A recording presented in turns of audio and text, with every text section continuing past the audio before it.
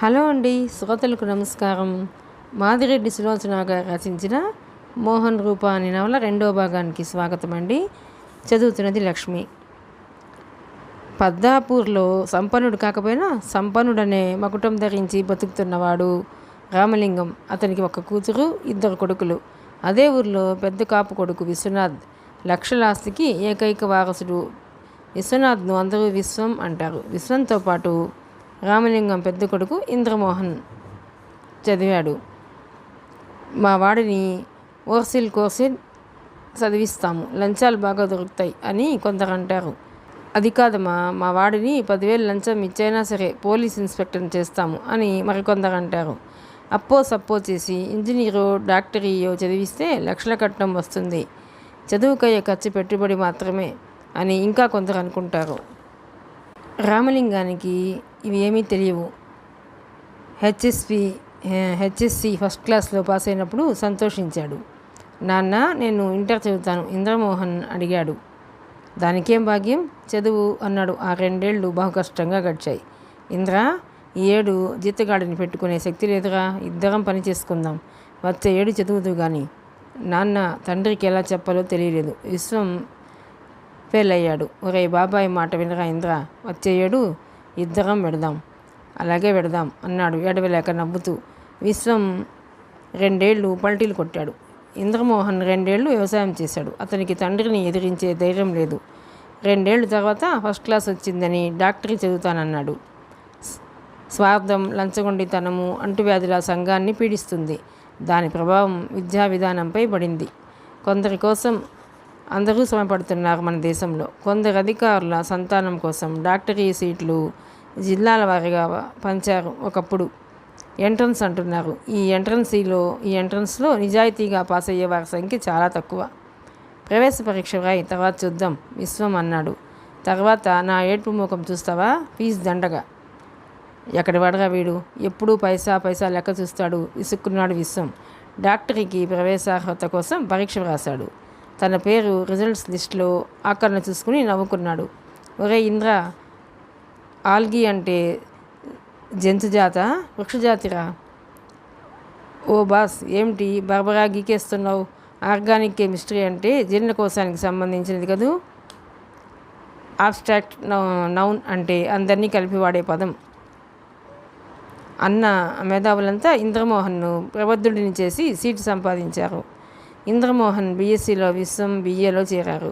సిన్సియర్గా BSc పూర్తి చేశాడు. MSc చదివించే ఓపిక తండ్రికి లేదని తెలుసు. అన్నయ్య, వాసాలు లెక్క పెట్టడం అయిందట్రా. పూర్ణ వచ్చి అతని ప్రక్కనకు వచ్చింది. ఏయ్, నీకు బాగా పొగరెక్కిందే. నేను వాసాలు ఎప్పుడు లెక్క పెట్టాను? పొద్దుటి నుంచి చేస్తున్న పని ఏమిటో. మా పుత్తడి బొమ్మ పూర్ణకి మొగుడిని తేవాలా మొద్దునా అని ఆలోచిస్తున్నాను. ఏయ్, ఏమన్నావు? అమ్మతో చెబుతాను. ఏమని? మొగుడు కావాలన్నా మొద్దా? చూడమ్మా. అమ్మ కళ్ళు మూసుకుందా. ఇద్దరు వంటింట్లోకి వెళ్ళారు. చందు అన్నం తింటున్నాడు. అతను ఏమడిగాడో కానీ జయమ్మ నచ్చజెబుతోంది. అన్నయ్య చదువు అయిపోయింది, రేపో మాపో ఉద్యోగం చేస్తే నీవు అడిగినవి అన్నీ కొంటానురా. ఏడ్చినట్టుంది నీ మాట. అక్కయ్య పెళ్ళి, షావుకారు దగ్గరున్న అప్పు, నాకు కావలసినవి అన్నీ అన్నయ్య ఉద్యోగం చేస్తే వచ్చే డబ్బు కోసం చూడాలన్నమాట. నా మాట వినరా చందు. 2 ఏళ్ళ నుండి ఒకటే మాట, అన్నయ్య చదువు, అన్నయ్య ఉద్యోగం అంటూ దాటవేశావు. అన్నయ్యకు ఉద్యోగం రాకపోతే నాకు బూట్లు కొనకన్నమాట. అన్నం వదిలి లేచాడు చంద్రమోహన్. అతను స్థానిక పాఠశాలలో 10వ తరగతి చదువుతున్నాడు. అయ్యో, అదేం అపశకునపు మాటగా. తల్లి లేచింది. ఇంద్రమోహన్ జ్ఞానవదనంతో అపరాధిలా వెనక్కి తిరిగాడు. అతని ఆనందం ఎగిరిపోయింది. మళ్ళీ నిరాశ, నిస్పృహలు ఎదురయ్యాయి. తను చేయగలిగింది, తన వల్ల అయింది. తండ్రి చదివించినందుకు ఫస్ట్ క్లాస్ తెచ్చుకున్నాడు. ఉద్యోగం తన చేతిలో లేదు. ఘాటుగా సిఫారసు చేసేవారు లేరు. ఓ 5-6 వేలు లంచం ఇచ్చే స్థితిలో లేడు. అన్నయ్య, అప్పెందుకు చేశారా నాన్న? తాతయ్య తద్దినాలు పెట్టడానికి. నేను సీరియస్గా అడుగుతుంటే బుంగమూతి పెట్టింది పూర్ణ. నేను అంతకంటే సీరియస్గా చెప్తున్నానే. ఆ రోజుల్లో అప్పు చేయవలసిన పనేముంది? ఏదో పెద్ద కార్యాలు చేయాలి. నా ఎరుకలో నాన్న చేసిన పెద్ద కార్యాలు తాతయ్య తద్దినాలే. అతని మాట పూర్తి కాకముందే దూకుడుగా చందు ఇంట్లోంచి అరుస్తూ వెళ్ళిపోయాడు. పాడు మనుషులు. పలక బల్బం కొనాల్సిన నాటి నుండి చూస్తున్నాను. ఒకటే గోల, అప్పు అప్పు తీరాక అని. మాతో పాటు పెరుగుతున్న అప్పు ఈ జన్మలో తీరదు. విడినోరు పడిపోను. ఎంతెంత మాట్లాడినాడు. జయమ్మ గొణుక్కుంది. వాలకం చూస్తే ప్రతిరోజు అలాంటి మాటలు అలవాటే అన్నట్టుంది. అతను గబగబా బయటికి వెళ్ళాడు. ఈ సమస్యల నుండి దూరంగా వెళ్ళాలని ఉంది. ఎక్కడికి? మెల్లగా 4 రోడ్ల కూడల దగ్గరికి వచ్చాడు. అక్కడ వచ్చేపోయే బస్సులు, ఎప్పుడూ నాగార్జున సాగర్కు వెళ్ళే టూరిస్టులు కనిపిస్తారు. అక్కడ నిల్చుని రకరకాల మనుషుల్ని పరీక్ష చేయటం సరదా. ఈరోజు పరమ చికాకుగా ఉంది. చిన్న డబ్బా హోటల్లో తండ్రికి కంచు కంఠం వినిపించింది. ఓ 2-3 నెలలు ఆగమను ఆ కూటుపల్లి వారిని. అబ్బాయికి ఎలా ఉద్యోగం రాగానే ఇలా ముహూర్తాలు పెట్టుకుందాం. ఆ 2 ప్లేట్ల పకోడీ ఆచారికి పెట్టి లెక్క వ్రాయవయ్యా, రామలింగం ఆజ్ఞాపించాడు. మునుపటి పద్దే చాలా ఉంది. హోటల్ అతను కొనుక్కున్నాడు. అవును, హోటల్ అమ్ముకుని నువ్వు ఊరు విడిస్తావేమో కానీ ఇల్లు అమ్ముకుని పోనయ్యా. మోదుగులున్న వనం చెడదు, మగపిల్లలున్న ఇల్లు చెడదు అన్నారయ్యా. అక్కడ ఒక క్షణం ఉండలేకపోయాడు. తన ఉద్యోగం చుట్టూ ఎన్ని ఆశలు అల్లుకున్నాయి. ఏం చేయాలి? అతను ఇంకా క్షణంలో అపద్బాంధోళ్ళ అనాథ రక్షకుల విశ్వం కనిపించాడు. అతని ఇంటికి వెళ్ళాడు. విశ్వం ఆలోచిస్తూ తోటలో తిరుగుతున్నాడు. ఇదిగో మనసులో అనుకుంటున్నాను, మనిషిని ప్రత్యక్షమయ్యావు. విశ్వం వచ్చి చెట్టు మొదట్లో కూర్చున్నాడు. ఒరేయ్, అబద్ధాలాడకు. ఆడపిల్లలు పుడతారా? నన్ను కాదు, నువ్వు తలుచుకుంటుంది రూపాదేవిని. చిన్నగా సిగ్గుపడ్డట్టు నవ్వాడు విశ్వం. అది నిజమేననుకో. ఈ రూపాదేవి నాకు తీరని సమస్య అయిందిరా. అదేం? ఆశ్చర్యంగా చూశాడు. అదేరా చక్కెరగాడు.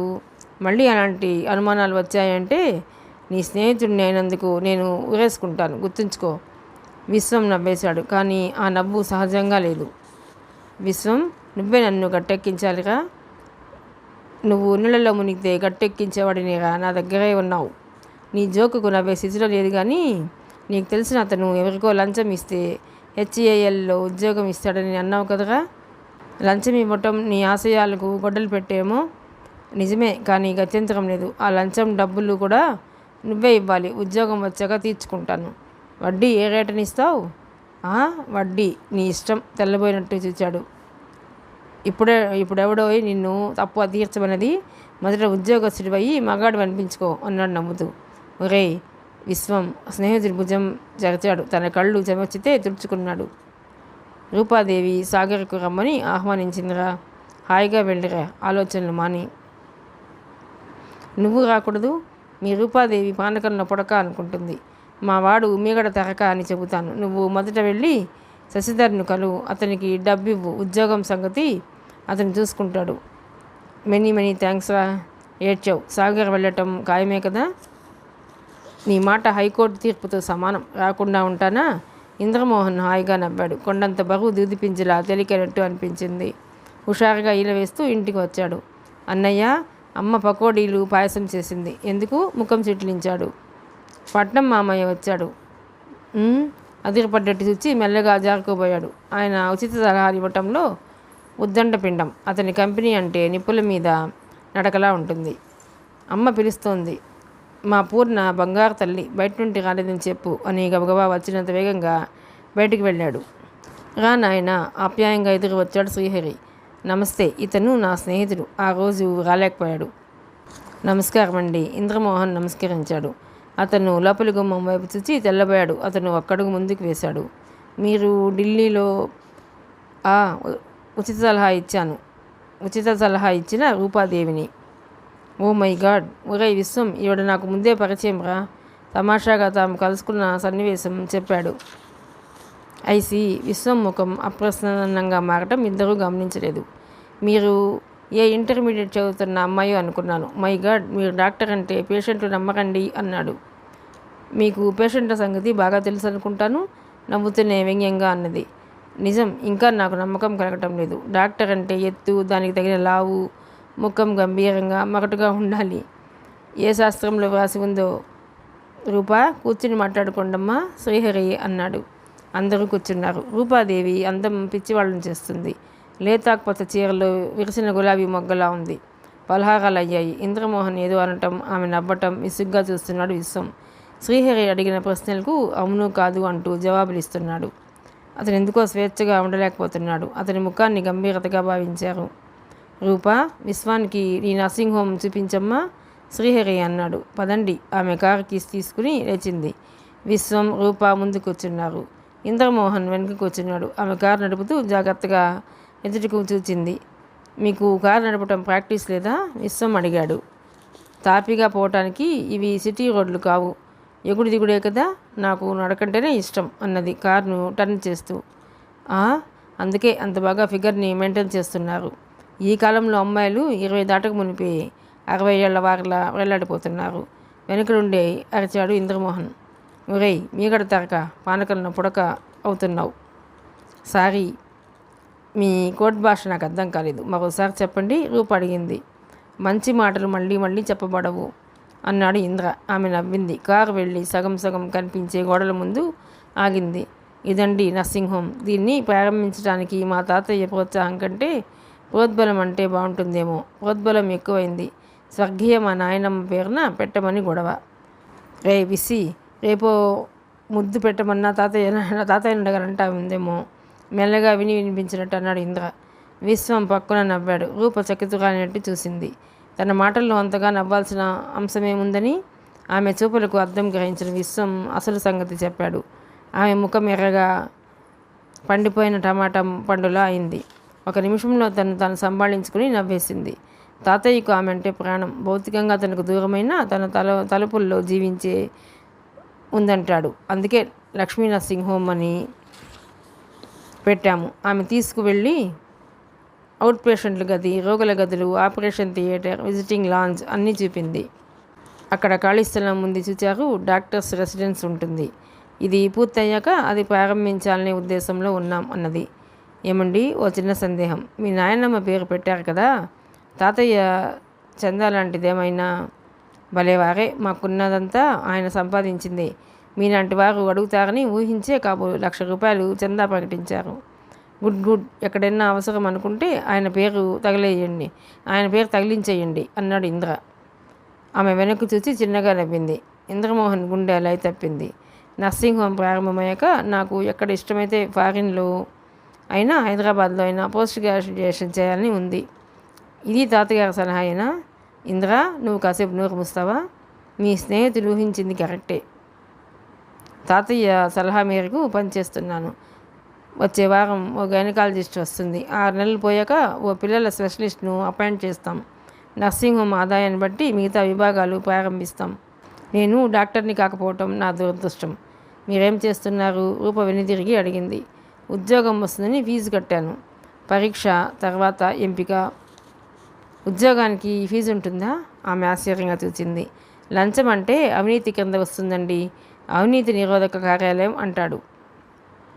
అక్కడ ఏదైనా ముడితేనే మన మాట వింటాడు. అలాంటప్పుడు కంచే చేను మేస్తుందంటే ఎవరికి అర్థమవుతుంది?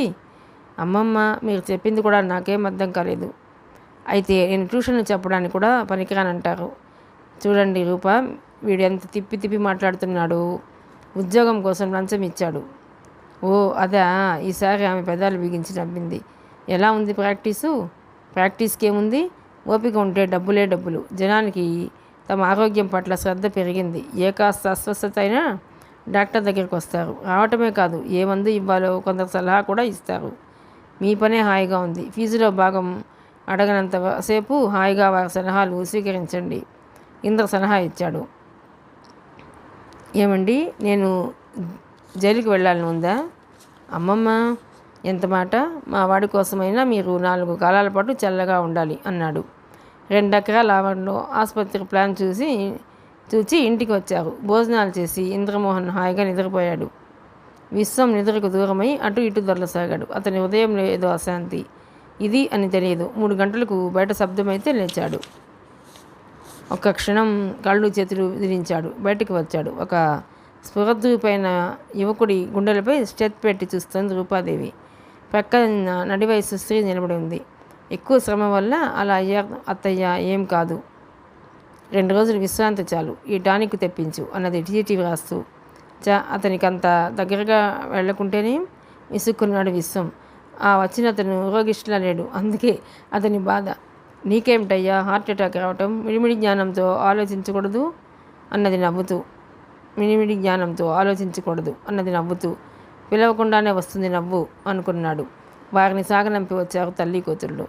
ఓ, మీరు లేచారా? కాఫీ పెడతాను. రుక్మిణి వెళ్ళిపోయింది. రూపాదేవి వెళ్ళి కూర్చుంది. అతనికి అది నచ్చలేదు. తను నించుని ఉండగా ఆమె కూర్చోవడమా? చాలా అలసటగా ఉందండి. ఆ కన్స్ట్రక్షన్ పని నాన్నగారు చూసుకోలేకపోతున్నారు. నాకు వెళ్ళక తప్పటం లేదు. నేను ఉండిపోనా అన్న మాట నోటి వరకు వచ్చింది. రండి కూర్చోండి అన్నది కుర్చీ చూపుతూ. అతను ఆమె ఎదురుగా కూర్చుని ఒక్క మాట మాట్లాడలేకపోయాడు. ఈ పూట విశ్రాంతి తీసుకుంటే రేపు ఎత్తిపోతలు మాచర్ల మ్యూజియం చూడవచ్చు అన్నది. అతనికి మండిపోయింది. ఏమిటా ఈమె ఉద్దేశం? తను లోగడ చూడలేదన్న ఈమె భావన. మేము చాలాసార్లు చూసాము. మళ్ళీ చూడాలంటే విసుగు. నాకు మాత్రం పడవలో వెళ్ళి మ్యూజియం చూడాలని ఉంది. ఇంద్రమోహన్ ఆవలిస్తూ వచ్చాడు. మనము చూసాం కదరా, అప్పుడు కడుతున్నారు. మనము పడవలో దాటామా? అప్పుడు మధ్యన భూభాగం ఉంది. ఇప్పుడు నీళ్ళల్లో పడితే కానీ భరించానంటావు. అలా నీళ్ళల్లో వెళ్ళటం ఎంత అద్భుతంగా ఉంటుందో నీకేం తెలుసురా? చుట్టూ నీళ్లు, స్వేచ్ఛగా తేలిపోయే మేఘాలను చూస్తూ చిరుగాల తాకిడికి ఒళ్ళు ఎగురు పొడుస్తుంటే ఆ అనుభూతి, ఆనందం. అతని మాట పూర్తి కాకముందే భుజంపై గట్టి దెబ్బ పడింది. అదిరిపడి చూచాడు. అయిందా మైమర్పు? విశ్వం అడిగాడు. మైమర్పు కాదు, నిజంరా. రేపు ఉదయం నాకు హైదరాబాద్లో ముఖ్యమైన పని ఉంది. రాత్రికి వెళ్ళిపోదాం. జీ హుజూర్, ఆజ్ఞ నవ్వేశాడు ఇంద్రమోహన్.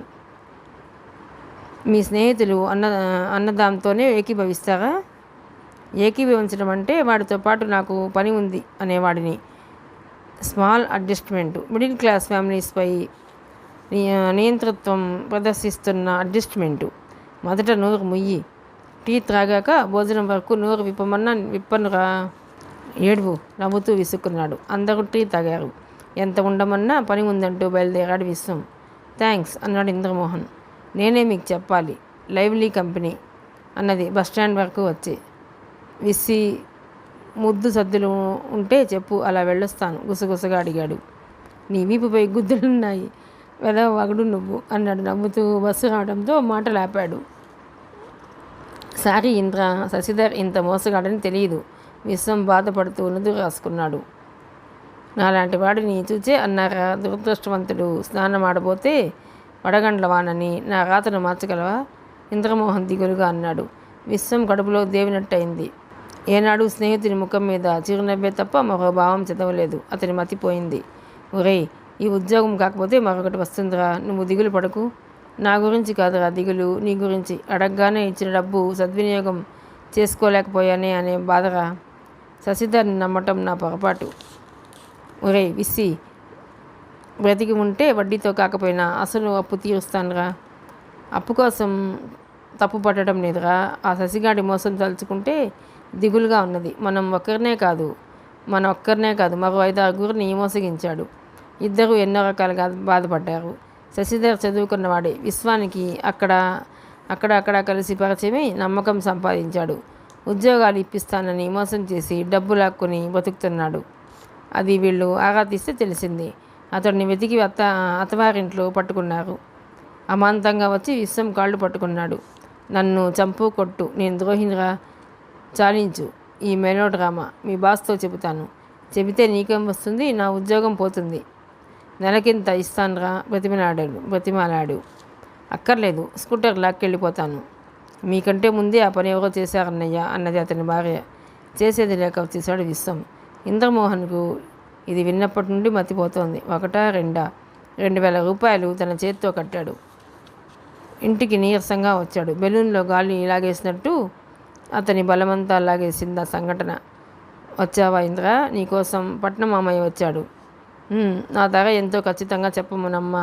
కాస్త ఎక్కువే అడిగి వ్యాపారమో పూర్ణకి వివాహమో చేస్తాను అన్నాడు వెటకారంగా. అంత కోపం ఎందుకురా? మన శ్రేయోభిలాషి కాబట్టే విదిలించినా వస్తున్నాడు. మహా వచ్చాడులే. కమిషన్ ఎంత తీసుకుంటున్నాడో. అరే పాపం రా, అలా అనొద్దు. అసలు విషయం చెప్పమ్మా. ఎంత పలుకుతున్నారు? కట్నం తీసుకోవటం అమానుషత్వం. ఆ సంగతి తెలుసు. అందుకే వాళ్ళ అబ్బాయికి మన పూర్ణను చేసుకుంటారట. వాళ్ళ అమ్మాయిని నీకు ఇస్తారట. కానీ కట్నం వద్దు. జయమ్మ ఆశగా కొడుకు వంక చూసింది. ఆమె కళ్ళల్లో వేడుకోలుంది. ఒక్క ఆడపిల్లను పంపివేసే మార్గం మూసివేయకు అని అర్థించినట్టు ఉంది. అమ్మా అన్నాడు. అతని మనసు బుర్ర రెండు మొద్దుబారిపోయాయి. తను ఏం చేయాలో తోచలేదు. వద్దనకు నాయన, అమ్మాయి అందంగానే ఉంది. మన ఇంట్లో కాపురం చేయవలసిన పిల్ల. ఆ సంగతి నాకు తెలియదా అన్నది అతని జుట్టు నిమురుతూ. మనకు గడవటమే కష్టంగా ఉంది. రేపు మరొక అమ్మాయి వస్తే ఎలా పోషిస్తాం? అది ఆలోచించవేం? పూర్ణ వెడుతుంది, ఆ అమ్మాయి వస్తుంది. కొత్తగా ఆలోచించడానికి ఏముంది? పూర్ణ మనలో ఒకటి. మనం తింటే తిన్నది, ఉపవాసం ఉంటే మనతో పాటు తను ఉన్నది. పగా ఇంటి పిల్ల. అది నిజమేననుకో. మీ కాబోయే మామగారికి మంచి పలుకుబడి ఉంది. ఎక్కడైనా నీకు ఉద్యోగం వేయిస్తాడు. బాగుందే నీ స్వర్గానికి నిచ్చెనను వేసే పద్ధతి. అన్నింటికీ ఆ దేవుడే ఉన్నాడు. ఇదిగో అమ్మ, ఇక్కడే నాకు ఒళ్ళు మండుతుంది. చేసేవన్నీ మనం చేసి ఫలితాలు ఆ దేవుడున్నాడంటే వచ్చేస్తాయా? ఫైర్ ఇంజిన్కు ఫోన్ చేయనా అన్నయ్య? చందు అడిగాడు. అదెందుకురా? ఎవరి కంపలంటుకున్నాయి? నువ్వు ఒళ్ళు మండుతుందన్నావుగా. నోరు ముయ్యి. ఈ తెలివితేటలు చదువులో చూపించి సంతోషిస్తాం. మరో నిరుద్యోగి తయారవుతాడు. చందు వెళ్ళిపోయాడు. కర్తవ్య విమూఢుడై తిరిగి పోతుందనుకున్న తలను పట్టుకుని కూర్చున్నాడు. తల ఎత్తి చూస్తే దిగులుగా చూస్తూ పూర్ణ నిల్చుంది. అతని హృదయం కదిలిపోయింది. ఆశలకు, ఆశయాలకు, బంధాలు, బంధుత్వాలు అడ్డు వస్తుంటాయి. ఇప్పట్లో ఉద్యోగం వస్తుందన్న ఆశ కూడా లేదు. అమ్మా, వాళ్ళెవరో వాళ్ళు పూర్ణం చేసుకుంటారన్నారు కదా. నాకు ఇష్టమేనని చెప్పమ్మా అన్నాడు బయటికి వెళుతూ. మరి అమ్మాయిని ఎప్పుడు చూద్దాం? నువ్వే చూడు. అందగత్తె అన్నావుగా అన్నాడు విసుగ్గా. ముక్కు మీదే ఉంటుంది కోపం. ఎట్లా బతుకుతాడో. నిజంగా అంటున్నావుట్రా? అబద్ధంగా అంటున్నాను అన్నాడు విసుగ్గా. అన్నయ్య, నేను చూడన్న అమ్మాయిని చందు అడిగాడు. అది పాయింటే. అమ్మ కలిసి వస్తుంది. ఎక్కడైనా పిల్ల ఉంటే చూడండి, చందుకు కూడా ముడిపెట్టేద్దాం. అమ్మ, ఖర్చు కలిసి వస్తుంది. ఎక్కడైనా పిల్ల ఉంటే చూడండి, చందుకు కూడా ముడిపెట్టేద్దాం. అన్నయ్య, వదిలిని చూస్తానన్నానుగా. తంతాను అనవసరంగా తమ్ముడిని విసుక్కున్నాడు. ఇంద్రమోహన్ బయటికి వెళ్ళి నాలుగు రోడ్ల కూడల్లో నిల్చున్నాడు. ఓ టూరిస్ట్ బస్సు వచ్చింది. దాంట్లో నుండి మహిళా కళాశాల విద్యార్థినులు, అధ్యాపకురాళ్ళు దిగారు. అందులో ఒక ఆమెను చూస్తే మిస్ గంగా గుర్తుకొచ్చింది. అచ్చు అలాగే ఉందనుకున్నాడు. హాయ్ మిస్టర్, మీ పేరుతో చెప్పావు, జ్ఞాపకం రావటం లేదు అన్నది ఆమె దగ్గరగా వచ్చింది. ఆమె నిజంగానే మిస్ గంగా. హాయ్, మీరు మిస్ గంగ కదూ? ఎగ్జాక్ట్లీ. మీదెంత గొప్ప జ్ఞాపక శక్తి అన్నది. ఆమె కట్టిన జార్జెట్ చీరలో దాగలేమని కండకాలు బయటకు వచ్చాయి. పిలక జడ వేసుకుంది. దిద్దిన బొమ్మలు, అద్దిన పౌడరు ముదిమిని దాల్చలేకపోతున్నాయి. మీరు చాలా చిక్కిపోయారండి. మార్పు కనిపిస్తుందా? ఐఆమ్ ఆన్ డైట్ నవ్వింది. నిండుకుండా బద్దలైనట్టుందా నవ్వు. అచ్చం హిందీ తారా ఎవరబ్బా? టుంటుంతో పోలిస్తే తంతుందని తెలుసు. ఆలోచనలో పడిపోయాడు. నర్గీస్లా ఉన్నానని అంటారందరూ. ముసిముసిగా నవ్వింది. నిజం 200 పాళ్ళు నిజమండి అన్నాడు హుషారుగా. ఏం చేస్తున్నావు? ప్రస్తుతానికి మీతో మాట్లాడుతున్నాను. చేయవలసిన పని అంటూ ఏదీ లేదండి. మిమ్మల్ని చూడగానే ప్రాణం లేచి వచ్చిందంటే నమ్మండి. ఏదైనా ఉద్యోగం చూపిస్తే చేస్తానండి. ఉద్యోగాలకి ఏం భాగ్యం? ఏ మినిస్టర్ అయినా గంగ పంపిందంటే చాలు, అపాయింట్మెంట్ ఆర్డర్ ఇస్తారు. ఒక్క ఆర్డర్ నాకు ఇప్పించండి, జీవితాంతం రుణపడి ఉంటానండి. ఏం తీసుకుంటారు? ఈ ఊరు పకోడీలకు ప్రసిద్ధి. ఓ ప్లేట్ పకోడీలు పట్టించుకురా. ఆ చెట్టు కింద కూర్చుంటాను. ఆవిడ అటు ఇటు ఊగుతూ జగన్నాథుని రథంలా కదిలింది. ఇంద్రమోహన్కు పచ్చి వెలక్కాయ గొంతులో పడ్డట్టయింది. జేబులో చేయి పెట్టాడు. ఓ బఠానీ గింజ దొరికింది. తన జేబులోకి బఠానీలు ఎలా వచ్చాయని ఆశ్చర్యంగా చూసుకున్నాడు. అది తన చొక్కా కాదు, చందుది. అతనికి ఆపత్బంధవుళ్ళ తండ్రికి అప్పు పెట్టే కొట్టతని గుర్తుకు వచ్చాడు. అక్కడికి పరుగుల మీదకి వెళ్ళాడు. ఆచార్య గారు, ఒక్క ప్లేటు స్పెషల్ పకోడీలు కట్టివ్వు ప్లీజ్. నాకు ఉద్యోగం ఇచ్చిన ఘనత నీకే దక్కుతుంది అన్నాడు ఆదుర్దాగా. ఏందయ్యో, సుక్కేసుకున్నావా ఏంది? ఉద్యోగం నీకు ఇచ్చేపాటి వాడినైతే పకోడీల కొట్టేందుకు పెట్టుకుంటా తన బొంగురు గొంతుకుతో అడిగాడు. అది కాదు ఆచార్య గారు, నాకు ఉద్యోగం ఇప్పించి ఆవిడ ఇందిరాగాంధీకి దగ్గర బంధువు. అదిగో ఆ చెట్టు కింద మనూరి మీదుగా వెళుతుంది. ఆ మాత్రం మర్యాద చేయకపోతే ఎలా? అవును ఎలా? ఇదిగో ఒక్క ప్లేట్ కాకపోతే 2 తీసుకుపో. కానీ మనూరు విషయాలు ఆవిడ చెవిని వెయ్యి. ఈ స్థలం నాకు వస్తుందేమో అడుగు. ఎందుకు రాదు? తప్పక వస్తుంది హామీ ఇచ్చి అతను ఇచ్చిన పకోడీల పొట్లం తీసుకొని వెళ్ళి మిస్ గంగకి ఇచ్చాడు. ఆమె కరకరా నమిలి మింగేసి వెళుతూ తన విజిటింగ్ కార్డు ఇచ్చి వెళ్ళింది. అక్కడికి వస్తే ఏదో ఒక ఉద్యోగం చూపిస్తానంది. అతను ఇంకా ఏదో అడిగే లోపలే టూరిస్ట్ బస్ తుర్రుమంది. అతని ఇంటికి వచ్చేశాడు. ఇంట్లో తల్లి తండ్రి ఆనందంగా ఉన్నారు. ఒకరి గుండెల్లో మోయని బరువు అయితే మరొకరి గుండెల్లో దూది పింజలా ఉంది సంతోషం. ఇంద్ర, రేపు అమ్మాయిని చుట్టానికి మనము నలుగురం వెళుతున్నాం అన్నది జయమ్మ. నువ్వు చూస్తే చాలన్నాను కదమ్మా. నీకు నాపై నమ్మకం ఉందిరా. ఆ పిల్లకు వాళ్ళపై నమ్మకమైనట్టుంది. అదీ కాక పూలను చూపించినట్టు ఉంటుంది అన్నదామె. సరే అన్నాడు. అమ్మ, మంచం కొడలా నలుగురెందుకే, పంచపాండవుల్లా 5గురం వెళదాం చందు అన్నాడు. కౌరవుల్లా 100 మందిని వెళ్ళొచ్చు. కౌరవుల్లా 100 మందిని వెళ్ళొచ్చు, బంధుమిత్ర సకుటుంబ సపరివారంగా. అక్కడికి ఛార్జీలు కావద్దు. ఇప్పటికే నా ఉంగరం అమ్మారు అన్నది పూర్ణ. ఆ తర్వాత నాలుగు కచ్చుకుంది. అన్న వంక దీనంగా చూసింది. పూర్ణి, నీ నోట్లో నువ్వు గింజి దానింది కదే, అంతా ఆ మహాతల్లి పోలికే మెటికలు విరిచింది జయమ్మ. ఏదైనా మంచి గుణం చెప్పుకోవాల్సి వస్తే తన తల్లి గురించి గొప్పగా చెబుతుంది. ఏదైనా చెడ్డ గుణం చెప్పుకోవాల్సి వస్తే అత్తని చెబుతుంది జయమ్మ. చచ్చి ఏ లోకాన ఉందో నాయనమ్మ ప్రసక్తి దేనికి అమ్మ? మన సంగతులు తెలియవా? అన్నకి దాచిపెట్టడానికి అవసరమైతే మనల్ని అమ్ముతున్నారు. రేపు నీ బేరం అయిపోతుంది, తర్వాత నా వంతు చందు అన్నాడు వేళాకోళంగా. ఎంత మాట పడితే అంత మాట అంటాడమ్మా. వీడి నోట్లో పంచదార లడ్డు లేదా బ్రెడ్డు అను. గుడ్డు అంటే తిడతావు కానీ అమ్మా. మధ్య నీగోలేమిట్రా? ఇంద్రమోహన్ కసిరాడు. మహా మీ ఇద్దరికే పెళ్ళిళ్ళు అవుతున్నట్టు పోజు. చందు ఉడుక్కున్నాడు. ఆ మర్నాడు ఉన్న వాటిల్లో మంచి బట్టలు వేసుకుని అందరూ బయలుదేరారు. పెళ్లి చూపులకు వెళ్ళేటప్పుడు ఉంగరాలు చెవిపోగులు అమ్మితే పెళ్లికి ఇల్లు అమ్మవలసిందే అనుకున్నాడు. ఇబ్రహీంపట్నంలో సంపన్న గృహస్థులు పెళ్లివారు. వియ్యాల వారికి చాలా మర్యాదలు చేశారు. ఫలహారాలు అయ్యాక పెళ్లి కొడుకు పెళ్లి కూతురు వచ్చారు. పూర్ణ తల ఎత్తి ఊరగా చూసింది. అబ్బాయి ఆరోగ్యంగా ఉన్నాడు. అమ్మాయి కూడా బాగానే ఉంది. మావాడు SLC చదివి వదిలేశాడు. చదువుకున్న అమ్మాయిలు చెడిపోతున్నారని అసలు నేను అమ్మాయికి చాకలి పద్దులు రాయటం నేర్పాను. గృహస్థు సెలవిచ్చాడు. తల వంచుకుని వింటున్నాడు ఇంద్రమోహన్. ఊళ్ళో ఉందని అమ్మాయిని చదివించాం. అది పరీక్ష తప్పింది రామలింగం అన్నాడు. ఇంద్రమోహన్ పూర్ణ ఒకేసారి తండ్రి వైపు చూచారు. నిజం చెబితే అమ్మాయి అంత చదవటం ఇష్టం లేదంటారేమోరా అని కళ్ళతోనే చెప్పాడు ఆయన. తల వంచేశాడు. కట్నం గురించి ఖచ్చితంగా ముందే చెప్పండి. మేము ఏం అనుకోము. అబ్బాయి చదువుకున్నవాడు.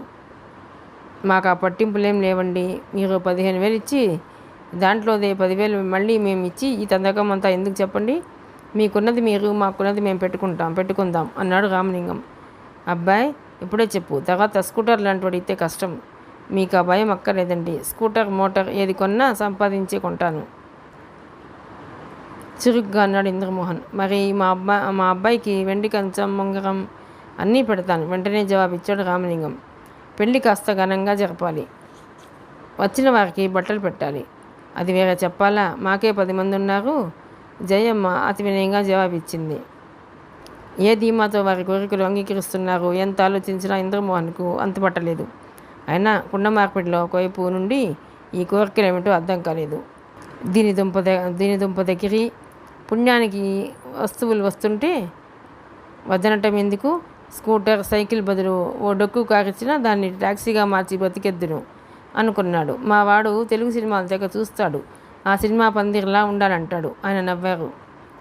సినిమాల్లో లాగా శోభనం గది వద్దు. ప్రొడ్యూసర్ అంటే జనానికి ఎగవేయటానికి శోభనం గది అలంకరిస్తాడు. అదృష్టం కలిసి వస్తే లక్షలు వస్తాయి, కలిసి రాకపోతే అడ్రస్ లేకుండా పోతాడు. ఇది జీవితం అనుకున్నాడు కసిగా. అన్నింటికీ తల ఊపి ముహూర్తాలు పెట్టుకుందాం అన్నాడు రామలింగం. మా పురోహితుడు అవసర కార్యంపై వెళ్ళాడు. అతను పెడితేనే మాకు శుభప్రదం. అచ్చి వస్తాయి. అతను రాగానే ఉత్తరం రాస్తాను. మీరు ఒక్కరే వచ్చి ముహూర్తం నిర్ణయించుకోండి. ఆ గృహస్థు చెప్పాడు. తలాడించి బయలుదేరారు. కాళ్ళు ఈడ్చుకుంటూ ఇంటికి వచ్చేసరికి వాకిట్లో విశ్వం ఎదురయ్యాడు ఇంద్రమోహన్కి. ఏరా, వెళ్ళిన పని ఏమైంది? కాయా పండా? నేను పండు ముసలి అయ్యే వరకు పనులు పండేలా లేవు. మిస్ గంగగారు ఏమన్నారు? ఏమన్నా అనడానికి ఆవిడ కనిపిస్తే కదా. అంత భారీ శాలరీ కనిపించకుండా ఎలా ఉంటుందిరా? పొద్దున్న పెడితే పూజలో ఉన్నారంటారు, అంతకంటే ముందు పెడితే నిద్రపోతున్నారు అంటారు, 10 గంటలకు వెళితే అత్యవసరంగా బయటకు వెళ్ళారు అంటారు, మధ్యాహ్నం విశ్రాంతి, సాయంత్రం షికారు, రాత్రి చికాకుగా ఉండటం. చాలులేరా నీ దండకం. ఒక రోజంతా అక్కడే ఉండలేకపోయావు. 4 అరటిపళ్ళు వెంట తీసుకుని. అది అయింది. అక్కడ నాలుగే చేరిన వారు సంవత్సరాల తరబడి తిరుగుతున్నారట. అది అయింది. అక్కడ నాలాగే చేరిన వారు సంవత్సరాల తరబడి తిరుగుతున్నారట. వాళ్ళైతే గార్డెనింగ్ చేస్తూ ఇంట్లోకి కావలసినవి తెచ్చి ఇస్తూ పడిగాపులు కాస్తున్నారు. నువ్వు చేయలేకపోయావా? నామోషి ఎందుకు?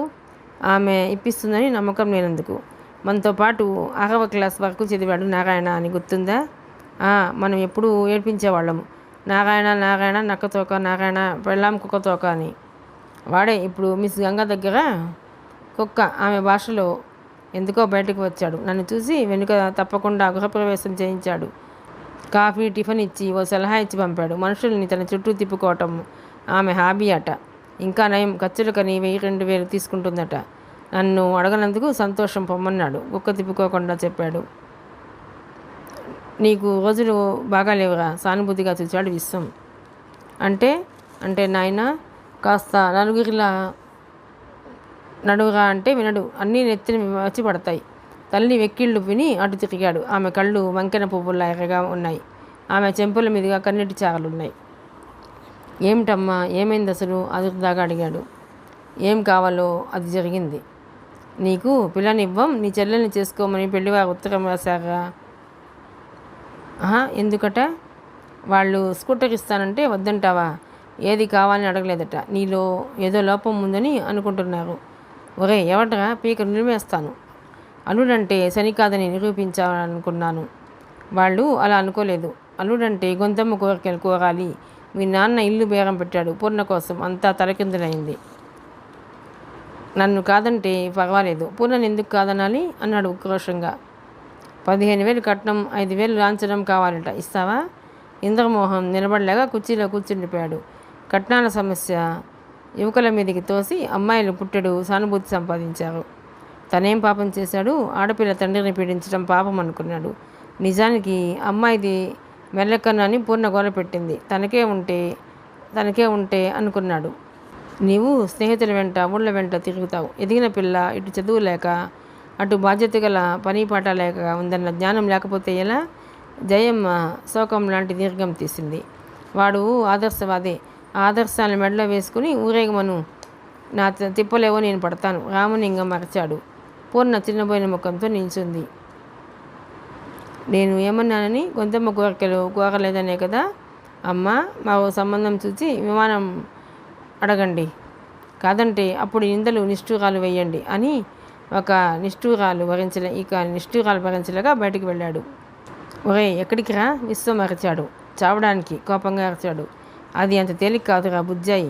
విషంలో కల్తీ నీళ్ళ బావులు వెలతి ఊరేసుకుందామన్నా తాడు గట్టిగా ఉండటం లేదు.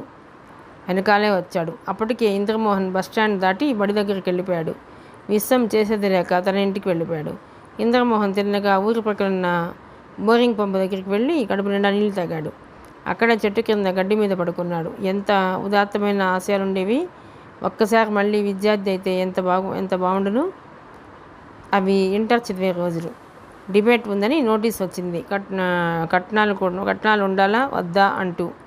ఆ రోజు కొందరు కట్నాలు ఉండొద్దని బల్లగుద్ది మరీ వాదించారు. వరకట్నం పిశాచం అని, కన్యల పాలట రాక్షసని చెప్పారు. మరికొందరు ఉండాలన్నారు. అబ్బాయిలకే తల్లిదండ్రులు ఆస్తి లభ్యమవుతుంది, కట్న రూపేణ అమ్మాయిలకు ఇవ్వాలన్నారు. తనేమో డిబేట్ అని మర్చిపోయి దాన్నో ఉపన్యాసంగా మార్చాడు. అమ్మాయిలకు ఆస్తి హక్కులు అమల్లోకి తెచ్చి ఆ దురాచారం మాపాలని, దాంపత్యం అంటే మధురమైన భావన, శాంతియుతమైన సహజీవనమని, భర్తను కొన్నాను అన్న ధీమా భార్యకు తగదని, భార్య కట్నం తెలియదన్న చులకన్న భర్తకు తగదని సుదీర్ఘమైన ఉపన్యాసం ఇచ్చాడు.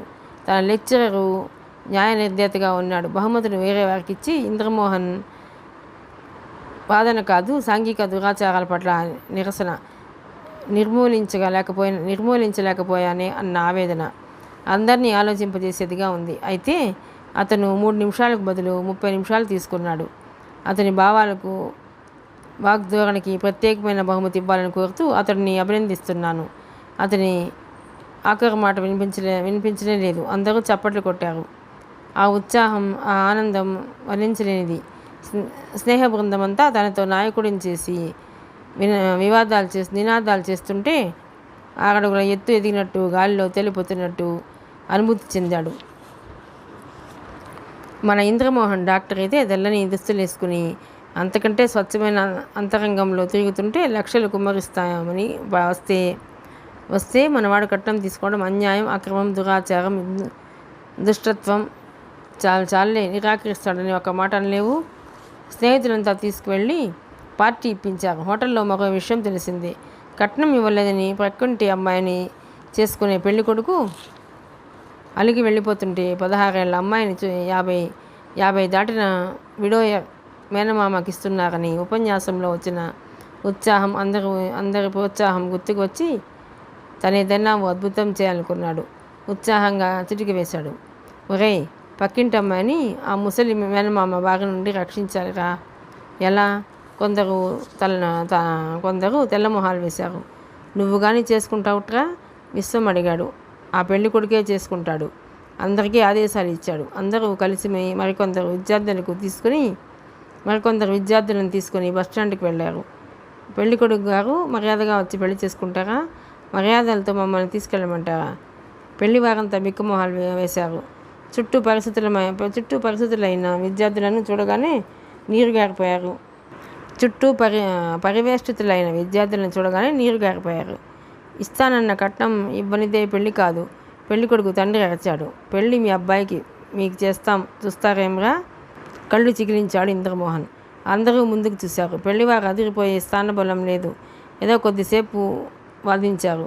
వివాహం తర్వాత అయినా 5 వాయిదాల మీద కట్నం ఇవ్వాలని కోరి పందిట్లోకి వచ్చారు. వీళ్ళు నాశనం అయిపోయి నాకు వంట మనిషి, ఇంటి మనిషి బెడద తప్పుతుందనుకున్నాను. పెళ్లి కూతురి ముసలి మేనమామ తిట్టుకున్నాడు.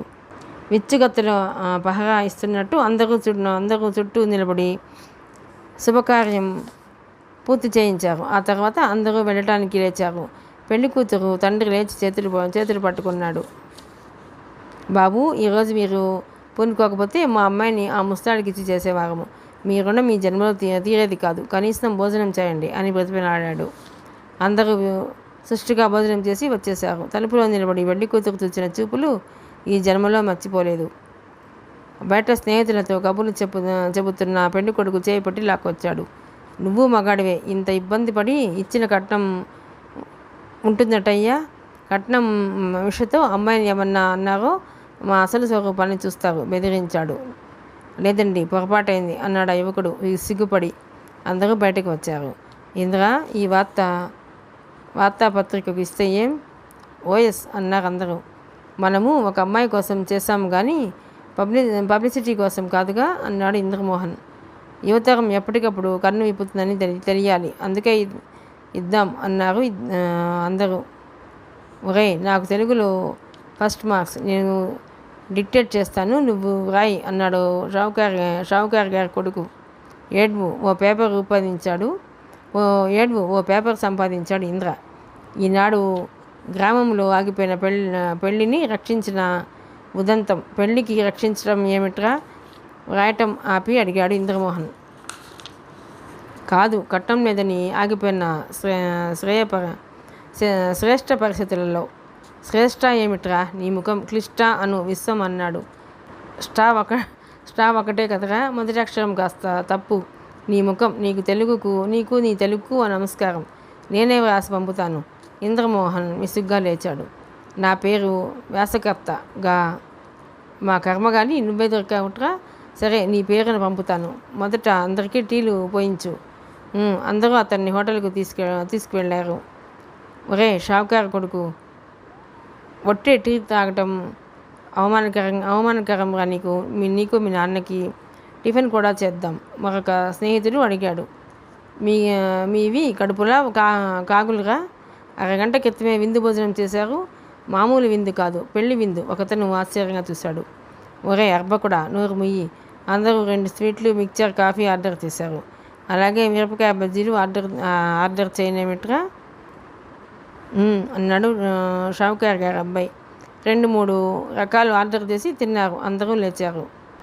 డయర్ విల్ దే పే అని తిరుగుమన్నాడు షావుకార్ గారి అబ్బాయి. ఏమిటి? విస్సం నోరుని వెళ్ళబెట్టాడు. అర్థం కాలేదా విస్సి? ఎవరి బిల్లు వారు ఇచ్చుకోవాలట. చాలా బాగుంది. అందరూ జేబులు చూసుకున్నారు. ఒక్క విస్సం దగ్గర తప్ప అందరి దగ్గర చిల్లర డబ్బులే ఉన్నాయి. తంటాలు పడి డబ్బిచ్చి బయటపడ్డారు. ఆనాటి ఉత్సాహం ఏమైంది? అడుగడుగున జీవితం ఎందుకింత కృంగదీస్తోంది? తను కట్నం కానుకలు వద్దన్నాడు కాబట్టి తనది లోపమా? గుడ్ గాడ్ అనుకున్నాడు. ఒరే ఇంద్రిగా విస్సం రోడ్డు మీద నిల్చొని పిలిచాడు. అన్నీ మర్చిపోయాయి. తనకు మిగిలిందల్లా ఒక విస్సం స్నేహం. అది పోగొట్టుకోలేడు. అతడిని చూచి లేచాడు. మిగతా కథ 3వ భాగంలోనండి. ప్లీజ్ అండి, ఈ నవల కనుక మీకు నచ్చినట్లయితే లైక్ చేయండి, షేర్ చేయండి, సబ్స్క్రైబ్ చేయండి.